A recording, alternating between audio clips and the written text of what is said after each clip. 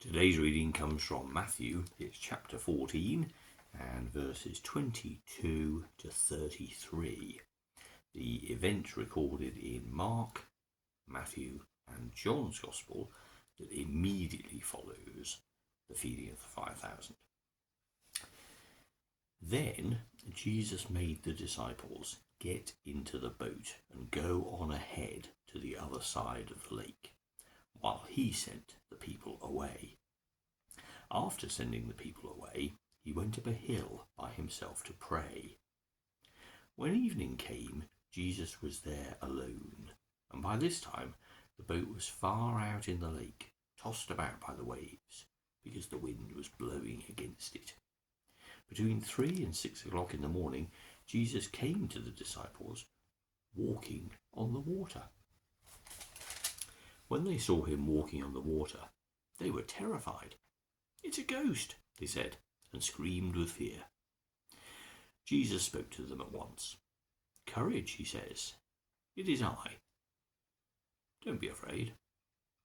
Then Peter spoke up. "Lord, if it really is you, order me to come out on the water to you." "Come," answered Jesus. So Peter got out of the boat and started walking on the water to Jesus. But when he noticed the strong wind, he was afraid and started to sink down in the water. "Save me, Lord," he cried. At once Jesus reached out and grabbed hold of him and said, "How little faith you have. Why did you doubt?" They both got into the boat and the wind died down. Then the disciples in the boat worshipped Jesus. "Truly, you are the Son of God," they exclaimed. The story is told differently in Mark and John, and Matthew alone has this section which we're so familiar with, the idea that Jesus comes to the boat and Peter says, "If it's really you, call me out onto the water." There's a whole Bible study, isn't there, entitled "If you want to walk on water, you have to get out of the boat," based on this little episode in Matthew's Gospel, which, as I say, is only in Matthew's Gospel. What is common across all three accounts that treat this story, if you like, as a transition point for the disciples is the fact that they are in a boat, the weather is rough, and when they see Jesus, they are terrified because they think it's a ghost. And the big picture point, although the episode of Peter walking on water is very appealing to us, and it's very helpful, isn't it, to put ourselves in Peter's situation and see times when we have begun to do things in trust and in faith, literally gone out of our comfort zones to serve and love God's people. And then we've got the jitters. Reality has kicked in and doubt begins to gnaw away at us, and we think, "I can't really do this anymore." And we know that if we can persist and if we can die those doubts down, we can gain a deeper understanding of how God is always with us, and how, very much like Peter, with Jesus' hand grabbing hold of his arm and pulling him up out of the water, saving him. This is a really good analogy for how in our daily lives we find God is there for us, rescuing us quite literally sometimes from all those fears and doubts, and setting us straight and gently remonstrating us and saying, "Why did you fear? I'm always here. I'm here for you." And to learn through life's experiences that we can always trust in God, and those times of fear become less, is our spiritual journey, and it is our development as we begin to learn the truth that yes, God is always there for us. It's an appealing story, but it's maybe not the one we should focus on, because what's interesting in the narrative of this story, which follows immediately from the feeding of the 5,000, is that Jesus sends the disciples away.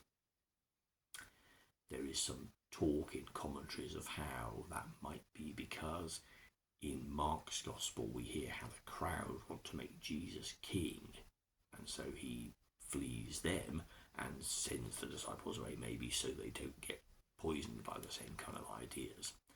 But in all three Gospels, there is that development of an understanding for the disciples, for they've just witnessed Jesus being able to take a tiny amount of food and feed 5,000 men, plus the women and the children. And we know from last week's reading that it's not just about the feeding, it's about the fact that we've got this huge crowd of individuals who are surging around Jesus looking for healing, and he heals so many of them, and he's able to turn that melee into a calm, peaceful family gathering where everyone is seated, everyone has enough, everyone rediscovers not only relationships with Jesus but with one another, and there is the creation of a new community through love and service and the kingdom of heaven breaking in. And that's the real miracle. So what did the disciples learn from this experience? Well, forgivably we might say, not a great deal, because they are then separated from Jesus, and although they're in a familiar situation, well, some of them are fishermen, and they would be familiar with being in rough water, but even so, they see Jesus coming towards them, they don't recognise him, and instead they put the fact that there is a person walking on the water down to supernatural experiences. Well, they've just seen something supernatural. They've just seen something miraculous.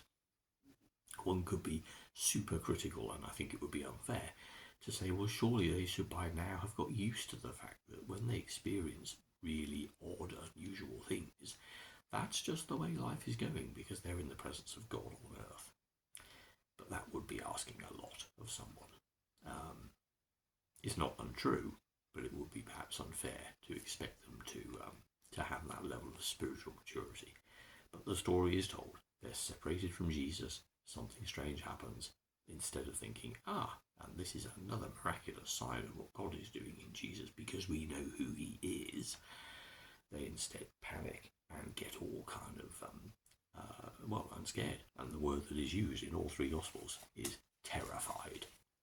But Jesus appears to them, and they recognise it is him, and the whole point of the story is that at the end of it, the disciples have grown in their understanding of who this person is.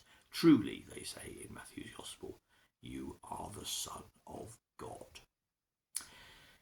And the story is a nice one because it really just reminds us that this is the way that our own lives go. We increasingly need to become aware that Jesus was the Son of God, and that our personal relationship with God comes through Jesus' death and resurrection. That through that event, through that experience, we too have come to recognise who Jesus was. And that for us, he is the God who is always with us, the God who loves us, and the God who saves us quite literally so often. Never doubt, never fear, for God is always, always with us.